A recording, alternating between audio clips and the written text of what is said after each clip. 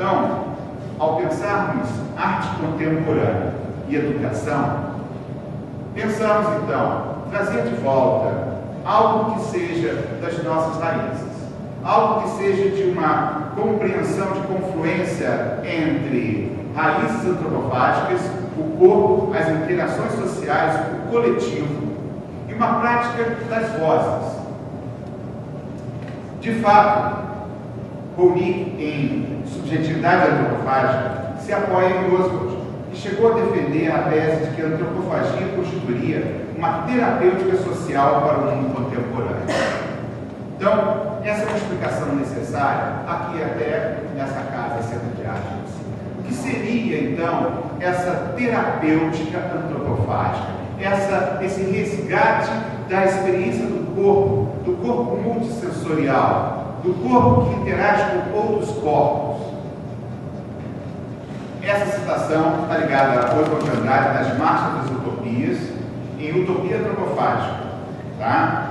E daí eu dou início ao pensar ou talvez o problematizar dessa relação entre arte contemporânea, educação e as nossas instituições. Na verdade, o que quero provocar é que precisamos adotar um repensar das práticas pedagógicas, curatoriais, artísticas, toda a prática pública a partir desse legado. E esse legado é justamente que nos pertence, que já existe entre nós. Ao se pensar a relação questionada entre arte contemporânea e educação, propomos incluir nessa abordagem seus abrigos poéticos. Expressão da Lígia Clark, abrigos poéticos. Abre-se parênteses, abrigos poéticos, segundo Lígia Clark, seria uma visão de um lugar cuja razão de ser pública é colocar as pessoas em contato, as pessoas em comunicação. Os museus e espaços públicos da arte que considerem as ressignificações e contaminações mútuas entre ambas as partes, considerando um processo dialético, ou, o que eu também gostaria de provocar, uma antropofagia contínua. Essa antropofagia seria você ser um elemento constituinte da sua própria experiência reflexiva no mundo. Então, aquilo que você trava contato, as suas interações, vão ser constitutivos do seu corpo. Um corpo mental, um corpo cultural, um corpo intelectual. Dentro de uma realidade social bastante desequilibrada, como esta da sociedade brasileira.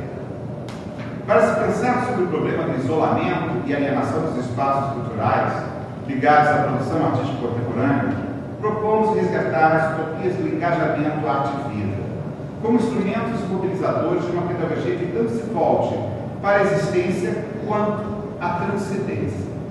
E daí eu vou usar uma tríade de Gadamer, o jogo, a festa e o simbólico. Essa proposição do jogo, a festa e o simbólico me acompanha já faz alguns anos para pensar essa prática de atualidade ou atualização temporal de uma obra de arte. Qual seria o oposto dela?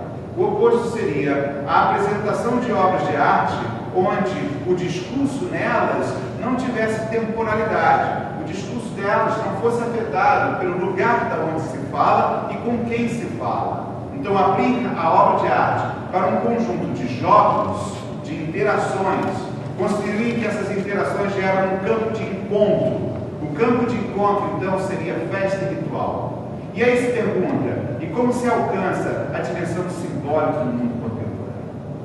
É nessa tríade que a gente pode conversar em educação e arte contemporânea. Para aqueles que trabalham em mediação ou mediações, a gente percebe muitas vezes que o mediador estabelece um jogo interpretativo, coloca todos em contato, mas não se fecha ao último estágio, cuja culminância é repensar o simbólico. Vamos tratar disso. Estou vendo aqui a Etienne, que está por aqui, e me lembrando da nossa experiência na formação dos mediadores, onde mais uma vez a gente trouxe essa ideia dessa tríade, jogo, festa, simbólico. Vamos pensar nessa questão como também uma carência, tanto na sociedade de espetáculo, tanto na sociedade de mercado, onde você não atinge, na prática de formação de sujeitos, essa questão do simbólico. Então, o simbólico seria um não dizível, que pela intuição te coloca pertencendo a um estágio de desenvolvimento humano, um estágio de sua geração, sua época, mas também um devir.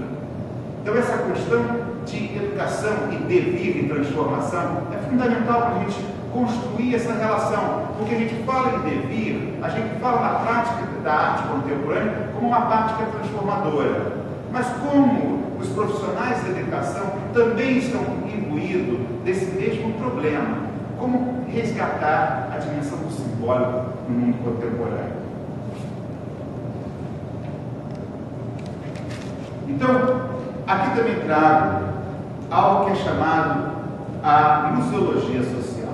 É uma outra ilha, tá, de conteúdos fortemente pertencentes à América Latina. Essa museologia social está presente tanto no Museu da Maré, em vários engajamentos sociais, onde o saber e a memória deixam de ser diretivos, estagnados, para ser construção coletiva. Então, são legados que, infelizmente, a museologia social, com toda a sua prática do patrimônio intangível, patrimônio da humanidade, patrimônio imaterial, com todo esse legado de trazer para a experiência a gestão de memória e consciência, não conversam com as práticas das gestões do Museu de Arte. Tá? Não conversam ainda. Essa ponte interessa muito. Eu estou trazendo ela porque em 72 foi escrita a Carta de Santiago do Chile.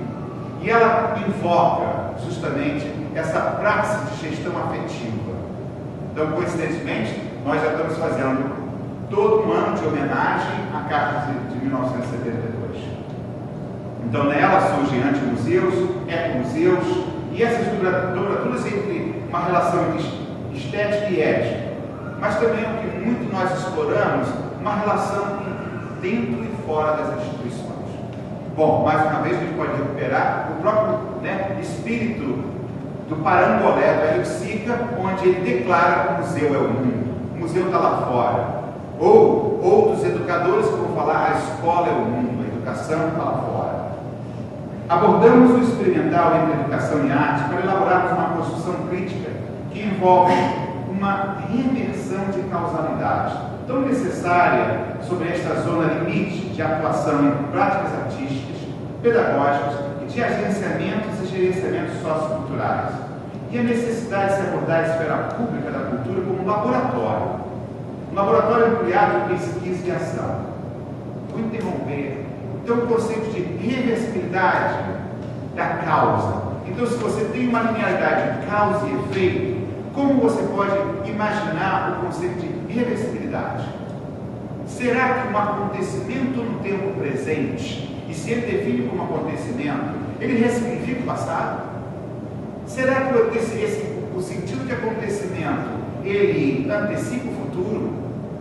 Então, nesse dado, invocam questões que são da intuição, do simbólico, do devir, da transformação social, muito discutidas pelo campo da prática da arte contemporânea, pouco discutidas pela educação contemporânea. Talvez já fique aí um problema, uma polaridade, uma dualidade, onde o inventar, o criar, o transformar, o espírito de liberdade está nas mãos dos artistas. E o se conformar, adormecer, seria, ou fazer funcionar sujeitos para um sistema sem questionar, seria da educação. Como se quebra, então, essa dicotomia? Explorando nessas zonas limites a conceituação de microgeografias de resistência poética, como acontecimentos e territorialidades compartilhadas, que encarnam dentro e fora da instituição museu, escola ou as outras instituições públicas. Uma escala presencial e corporal de afetos, no sentido spinoziano, isto é, geradores de potência de agir. Então, essa é uma introdução para provocar a questão do afeto. E o afeto spinoziano não é um afeto não é um afeto dócil, passivo, emocional, superficial. Não é o afeto daquele tipo que a gente rotula, o homem cordial, que aceita tudo.